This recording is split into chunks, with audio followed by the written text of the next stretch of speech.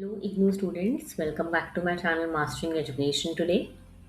आप लोगों का 17 जुलाई को MSO 003 that is sociology of development का एग्जाम है।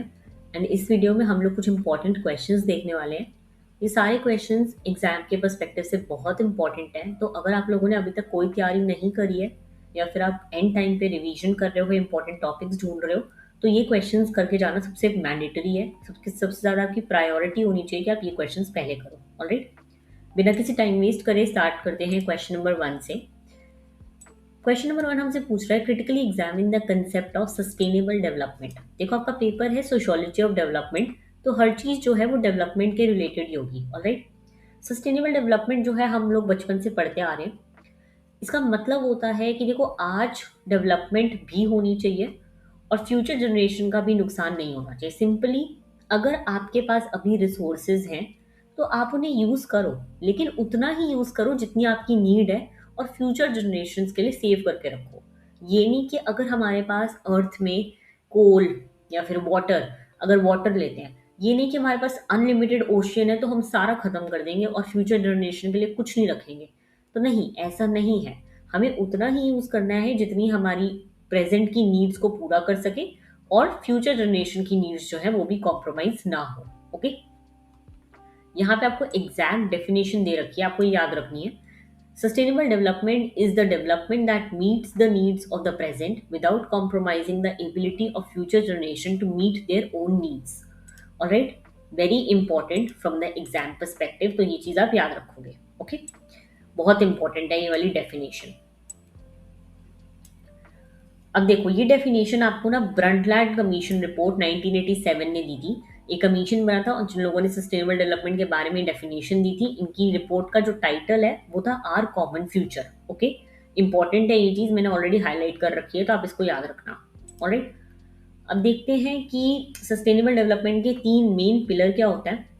पहला आता है इकोनॉमिक सस्टेनेबिलिटी। ऑलराइट, देखो, इसका मतलब है कि सिर्फ जीडीपी बढ़ाना नहीं, एम्प्लॉयमेंट क्रिएट करना, पावर्टी कम होना और रिसोर्सेज का प्रॉपर यूज जो है होना चाहिए। यानी कि हमारी इकोनॉमी भी ग्रो करे और फ्यूचर में भी ग्रोथ पॉसिबल रहे। सस्टेनेबल डेवलपमेंट का एक ही पार्ट है। ओके, मतलब इसके बेसिस पे जो है गोल्स रखे गए हैं। दूसरा है हमारा सोशल सस्टेनेबिलिटी। देखो, इसका मतलब है सोसाइटी के सभी लोगों को इक्वल अपॉर्चुनिटीज मिलनी चाहिए, चाहे वो एजुकेशन में हो, हेल्थ केयर में हो, एम्प्लॉयमेंट में हो, जेंडर इक्वालिटी, ह्यूमन राइट्स, सबको डेवलपमेंट का बेनिफिट मिलना चाहिए। ये नहीं कि सिर्फ रिच लोग डेवलप हो जा रहे हैं और पुअर लोग वैसे ही रह जाएंगे, तो उसे हम सस्टेनेबल डेवलपमेंट नहीं कहेंगे। ऑलराइट, तीसरा है एनवायरमेंटल सस्टेनेबिलिटी। वेरी इजी, देखो, नेचुरल रिसोर्सेज को कंजर्व करना, वो फॉरेस्ट बचाना, वाटर रिसोर्सेज को प्रोटेक्ट करना, पोल्यूशन कम करना, बायोडाइवर्सिटी को प्रिजर्व करना, ताकि फ्यूचर जनरेशंस भी इन रिसोर्सेज का जो है यूज कर सके। ठीक है, अब देखते हैं कि सस्टेनेबल डेवलपमेंट का एवोल्यूशन कैसे हुआ, कैसे चेंज हुआ है कंसेप्ट। ठीक है, देखो, पहले लोग डेवलपमेंट को ना सिर्फ जीडीपी से मेजर करते थे कि किसी कंट्री में जीडीपी इंक्रीज हो रही है तो हाँ, मतलब कि कुछ ना कुछ तो वहां पे ग्रोथ हो रही है, डेवलपमेंट हो रही है।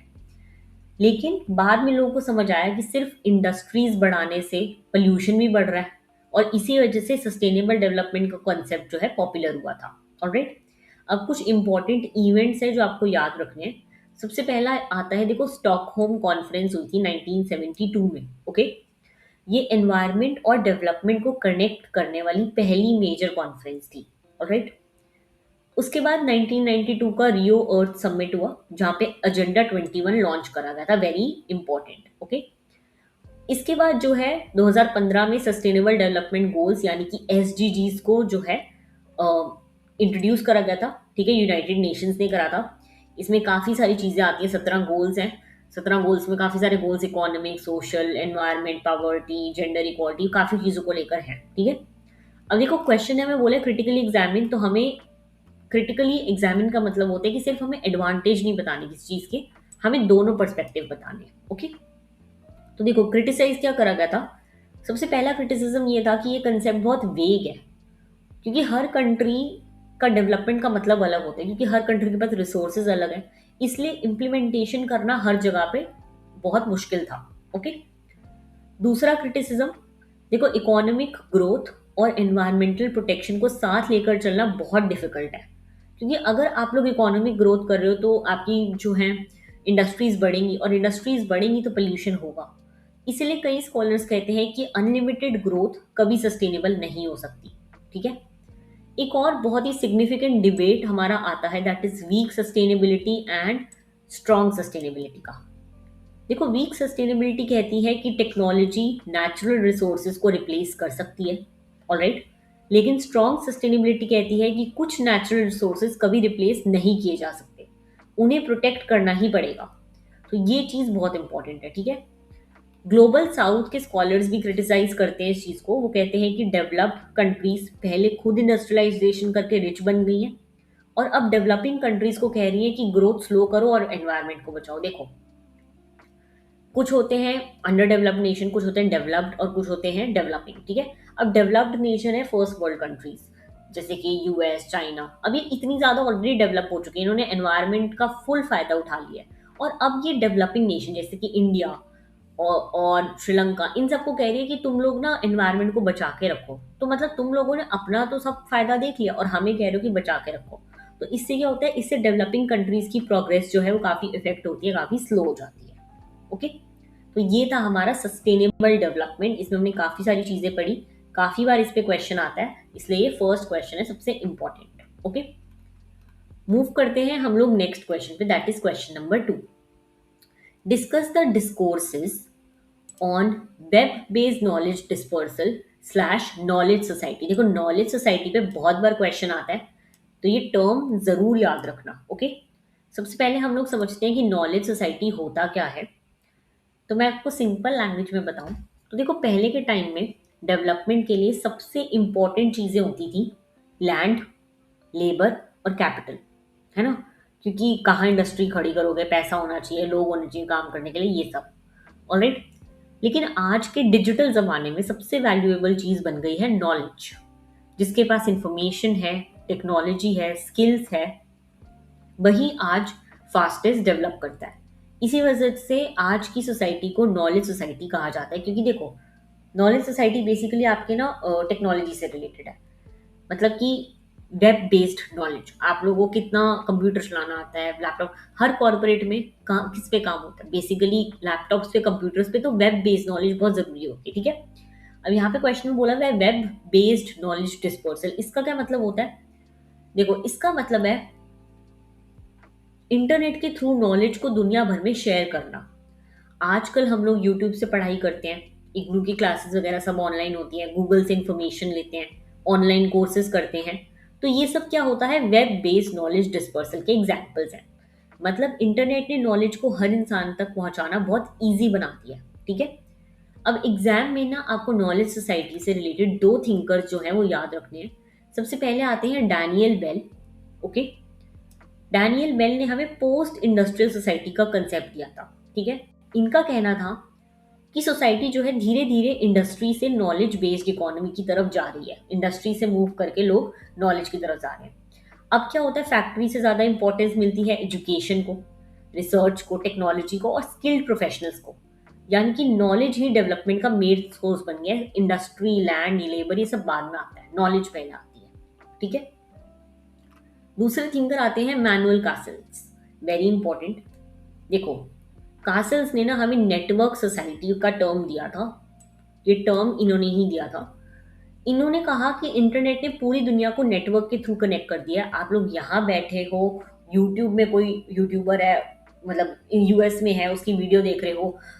अभी जैसे नासा का जो मिशन हुआ था मून वाला, उस पे आप लोगों ने सारा कुछ इंटरनेट पे देखा, तो कितना कनेक्टेड बना दिया दुनिया को। स्टूडेंट, कंपनी, गवर्नमेंट सब एक दूसरे से ऑनलाइन कनेक्टेड है। इसी वजह से इंफॉर्मेशन सेकंड्स में दुनिया के किसी भी कोने तक पहुंच जाती है, और यही होती है आपकी नेटवर्क सोसाइटी। ओके। अब हम देखते हैं कि नॉलेज सोसाइटी के कुछ प्रैक्टिकल एग्जाम्पल क्या हैं आज के टाइम में। तो देखो, सबसे पहला एग्जाम्पल आता है ऑनलाइन एजुकेशन का। ऑनलाइन एजुकेशन सबसे बड़ा एग्जाम्पल इग्नू है इसमें। ये सब नॉलेज को हर जगह अवेलेबल बनाते हैं। इग्नू की डिजिटल लाइब्रेरी है, ऑनलाइन क्लासेस हैं। तो इससे क्या है, सबके पास इंफॉर्मेशन जाती है, सब जो अपने एग्जाम के लिए उन्हें मटेरियल चाहिए वो ले सकते हैं और पढ़ाई कर सकते हैं। ओके। दूसरा, आपको ई गवर्नेंस के बारे में पता है कि गवर्नमेंट की कितनी सारी सर्विसेज हैं जो हमें ऑनलाइन मिलती हैं, है ना? सर्टिफिकेट, फॉर्म, एप्लीकेशन, ये सब इंटरनेट के थ्रू मिलते हैं। तीसरा, इसमें आ जाता है सोशल मीडिया। सोशल मीडिया और रिसर्च प्लेटफॉर्म, आज कल रिसर्चर्स भी अपने रिसर्च ऑनलाइन शेयर करते हैं, स्टूडेंट्स भी एक दूसरे से नॉलेज एक्सचेंज करते हैं, और ये भी जो है आपके नॉलेज सोसाइटी का पार्ट बन चुके हैं। ओके, लेकिन देखो, इसको क्रिटिसाइज भी करा गया था बहुत ज़्यादा। क्या करा गया था? सबसे पहले क्रिटिसिज्म था इसका डिजिटल डिवाइड। देखो, सबके पास तो इंटरनेट नहीं है, सबके पास स्मार्टफोन भी नहीं है, विलेज वगैरह में लाइफ बहुत अलग है, तो रिच और पुअर में और ज़्यादा डिफरेंस होने लग गया, क्योंकि जिस इंसान के पास टेक्नोलॉजी है वो आगे बढ़ रहा है, जिसके पास नहीं है वो नहीं। ओके, दूसरा इसमें जो आता है क्रिटिसिज्म, वो है इंटेलेक्चुअल प्रॉपर्टी राइट्स का। देखो, इंटरनेट पर नॉलेज फ्री भी है, लेकिन कॉपीराइट्स और पेटेंट्स की वजह से बहुत सारी इन्फॉर्मेशन रिस्ट्रिक्टेड होती है। जैसे कि ये पीडीएफ है, मैंने यहाँ पे सारे अपना चैनल का नाम डाल रखा है, क्योंकि अगर कल कोई पीडीएफ कोई और लेके अपने चैनल पे पढ़ाता है या किसी और के पास जाता है पीडीएफ मेरी इन्फॉर्मेशन के बिना, तो मैं इस पे कॉपीराइट डाल सकती हूँ और उस इंसान से उसको स्यू कर सकती हूँ लीगल वे में, क्योंकि ये मेरी नॉलेज है ना? इसलिए तीसरा क्रिटिसिज्म जो आता है इसमें, वो आता है इंटरनेट पर miss information, fake news, rumour, ये सब बहुत जल्दी फैलते हैं, तो ये सब जो है नॉलेज सोसाइटी की प्रॉब्लम्स हैं, डिसएडवांटेजेस हैं। ओके, मूव करते हैं हम लोग नेक्स्ट क्वेश्चन पे, that is question number 3। Question number 3 हमसे पूछ रहा है, examine the major perspectives on women's development, या फिर constitutional guarantees for women's development in India. Very very important question, बहुत बार पेपर में ये क्वेश्चन आया भी है। ओके, तो इसको अच्छे से करना, मैं इस पे स्टार डाल देती हूँ। ऑलराइट, अब हम लोग सबसे पहले समझते हैं कि वुमेन डेवलपमेंट का मतलब क्या है। तो देखो, सिंपल लैंग्वेज में बताऊं तो वुमेन्स डेवलपमेंट का मतलब है विमेन को education, employment, health, political participation और डिसीजन मेकिंग में इक्वल अपॉर्चुनिटीज देना। क्योंकि देखो, पहले वुमेन को सिर्फ घर और फैमिली तक लिमिटेड माना जाता था, लेकिन धीरे धीरे उन्हें सोसाइटी और डेवलपमेंट का एक्टिव पार्टिसिपेंट माना जाने लगा है। अब अगर हम देखें इसे कुछ मेजर पर्सपेक्टिव्स पर, यानी कि कैसे कैसे वुमेन डेवलपमेंट को स्टडी करा गया है, तो इसमें सबसे पहले आता है वेलफेयर अप्रोच। सबसे पुराना अप्रोच है, 1950s और 60s में ये काफ़ी पॉपुलर हुआ था, और इस अप्रोच में ना वुमेन को मेनली जो है मदर, हाउसवाइफ और फैमिली केयर टेकर माना जाता था। ठीक है, गवर्नमेंट का फोकस था मैटरनल हेल्थ पर, माँ बनने के बाद हेल्थ, बच्चे की हेल्थ, न्यूट्रिशन, ये सब। तो इसमें प्रॉब्लम क्या थी कि वुमेन को ना सिर्फ बेनिफिशियरी माना गया, यानी कि वुमेन को किसी चीज़ का एक हिस्सा माना गया हमेशा, उन्हें डेवलपमेंट का एक्टिव पार्टनर नहीं माना गया था। तो ये प्रॉब्लम थी वेलफेयर अप्रोच की। इसके बाद आया विमेन इन डेवलपमेंट का कॉन्सेप्ट, 1970s में ये अप्रोच आया था, और इसका आइडिया था कि विमेन को डेवलपमेंट प्रोसेस में इंक्लूड करो, यानी कि उन्हें एजुकेशन दो, एम्प्लॉयमेंट दो, स्किल डेवलपमेंट कराओ, इनकम कमाने की जो है अपॉर्चुनिटीज दो। ये सब बात हुई थी इसमें। लेकिन यहाँ पे प्रॉब्लम ये थी कि इस अप्रोच ने सोसाइटी की जेंडर इनइक्वालिटी को चैलेंज नहीं करा था, वो सिर्फ वुमेन को एग्जिस्टिंग सिस्टम में एडजस्ट करने की बात की, यार ठीक है थोड़ा बहुत विमेन को कर लो, एडजस्ट करवा दो, ये नहीं कि हक के लिए लड़ाई नहीं करी थी। ठीक है, फिर आता है विमेन एंड डेवलपमेंट का अप्रोच। देखो, विमेन पहले से ही डेवलपमेंट में कंट्रीब्यूशन दे रहे हैं, लेकिन प्रॉब्लम ये है कि उनके वर्क को वैल्यू नहीं दी जाती। जैसे कि वो डोमेस्टिक वर्क जो भी विमेन करती है, घर का काम, उसका कोई वैल्यू थोड़ी है, उसको किसी चीज़ में गिना थोड़ी जाता है। तो ये अप्रोच कैपिटलिज्म और पैट्रियार्की दोनों को वुमेन्स एक्सप्लॉयटेशन का रीज़न मानती है, कि विमेन को एक तो मेल हेड वाली जो वो हैं, घर का जो मर्द होता है वो बहुत नीचे दबा के रखते हैं, तो ये सब ठीक है। लेकिन ये वाली जो अप्रोच थी वुमेन एंड डेवलपमेंट, ये भी जेंडर रिलेशन चेंज करने पर ज़्यादा फोकस नहीं करती थी कि हम जेंडर के बेसिस पे चेंजेस लाएंगे। ओके, फिर आया जेंडर एंड डेवलपमेंट अप्रोच। देखो, ये कहता है कि प्रॉब्लम सिर्फ विमेन में नहीं है, प्रॉब्लम अनइक्वल जेंडर रिलेशनशिप में है।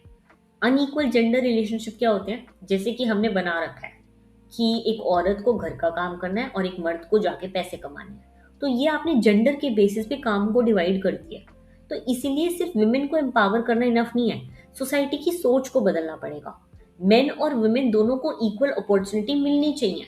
अगर कोई पढ़ना चाहती है वो पढ़े, कोई काम करना चाहती है करे, कोई अपने डिसीजन लेना चाहती है करे, तो हर जगह इक्वालिटी होनी चाहिए। ये बोला था जेंडर एंड डेवलपमेंट अप्रोच ने। ओके, फिर हम आते हैं एम्पावरमेंट अप्रोच।